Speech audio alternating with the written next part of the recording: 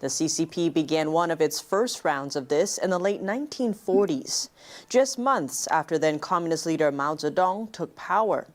The Communist Party launched a so-called land reform campaign. Mao mobilized the nation's poorest peasants, ordering them to violently seize the land controlled by landlords. Many landlords were beaten to death during these communist struggle sessions. To justify the killing, the CCP first had to make sure Chinese society held widespread hatred toward landlords. If there was no pre-existing hatred, the CCP would create it. The CCP taught us back then that the landlords were cruelly exploiting the peasants, and that the peasants and the landlords were in an antagonistic relationship. Tan Song is the author of The Bloody Red Land, a collection of interviews about the CCP's land reform campaign. The former professor was expelled from his university in China for conducting research on the atrocities that happened during the campaign. He interviewed over 100 Chinese people who personally experienced the movement.